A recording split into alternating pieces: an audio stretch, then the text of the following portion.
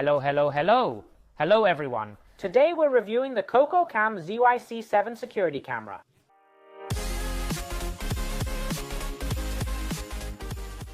It's a Wi-Fi camera that lets you monitor your home anytime from anywhere. You just need a Wi-Fi connection at home to set up the camera and internet on your phone to access the camera remotely. Note, setup requires a 2.4 GHz Wi-Fi network as it's not compatible with 5 GHz. But don't worry, after setup you can switch back to your 5 GHz network. This camera is fully wireless, with a built-in battery for cable-free use. In terms of image quality, it offers 2K resolution, with lower options available for slower internet connections. It features a two-way microphone and speaker, allowing us to talk through the camera and hear its surroundings. It also has infrared night vision up to 20 meters, which activates automatically in low light or at night, ensuring we can monitor our home around the clock. For detection and alerts, it can spot movement and send notifications to our phone whenever it does. The battery capacity is 5,200 mAh,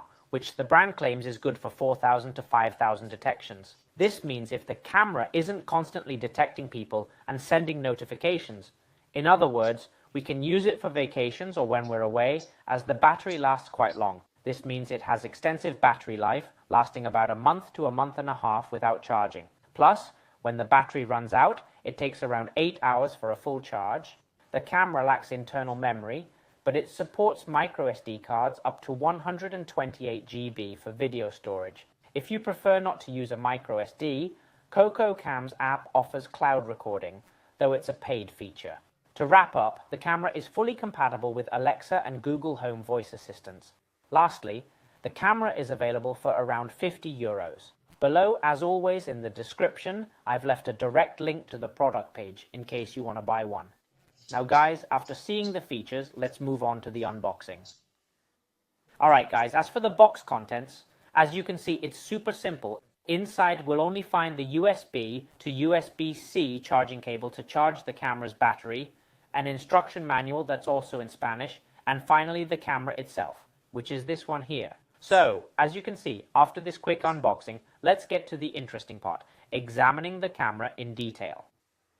The camera weighs 290 grams and measures 10 centimeters in height, 6.5 centimeters in depth, and 6.5 centimeters in width. On the front, as you can see, we find the main lens along with the sensors and microphone. On one side, we have the power button, reset button, and microSD card slot. On the back, there's a speaker, QR code with serial number, and USB-C charging port. At the bottom, while there's nothing visible, you can see some slots that seem designed for a wall or ceiling mount, though none is included. They say the camera's only for horizontal use, but we'll see. The bottom appears to have an anchor point, but no mount is provided or mentioned. This camera is for indoor use only, lacking protection for outdoor use. As I said, this is the correct position. Vertical, on a flat surface, and straight. So, despite the bottom anchor, the maker says this is the only usable position. Now, after seeing the camera in detail, let's quickly look at how to connect it to our phone.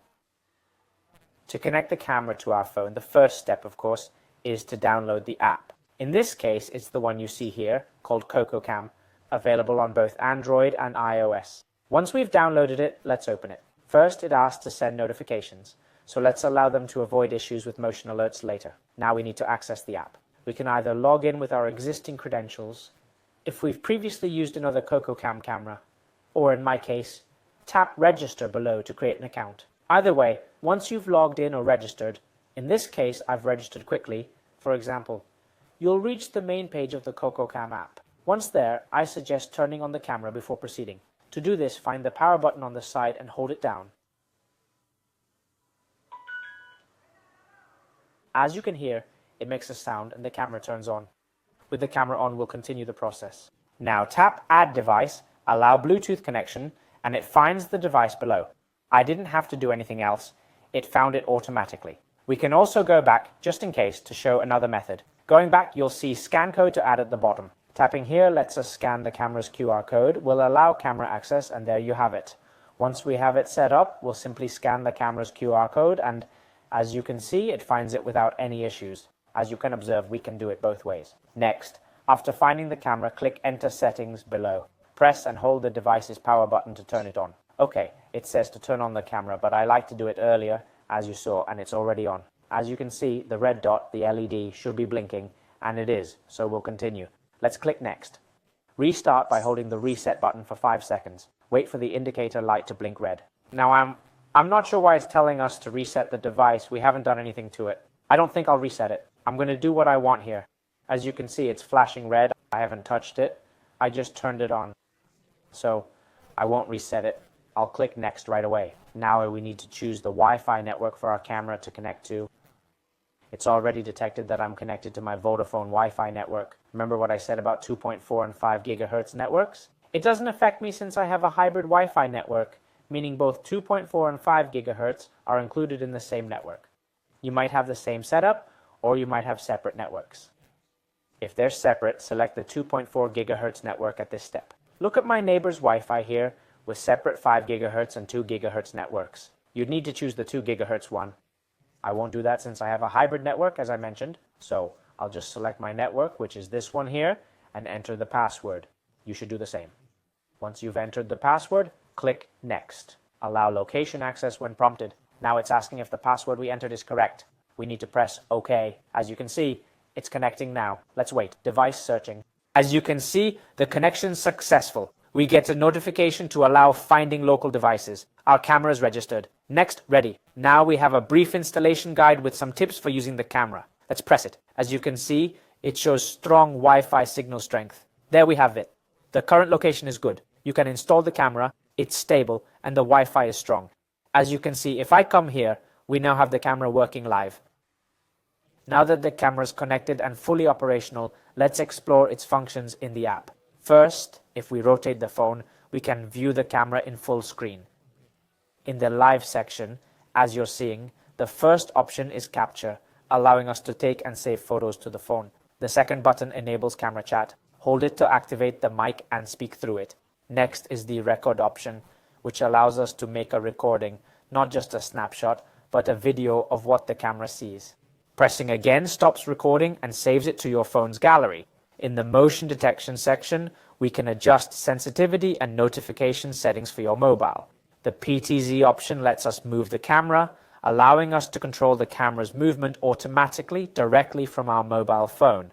We can pan side to side, tilt up and down. The lens can move in all directions. And finally, in the live section, we have the siren option to wrap things up. This option will play a deterrent sound from the camera in case we want to trigger some kind of alarm. So now, wait a moment. We'll activate it and listen. It warns us that the siren's decibel level is very high and might disturb the neighbors. Let's activate it. Well, honestly, it wasn't very loud. We might need to check if we can increase the alarm volume in settings. Surprisingly, it sounded quite soft, despite the warning about high decibels.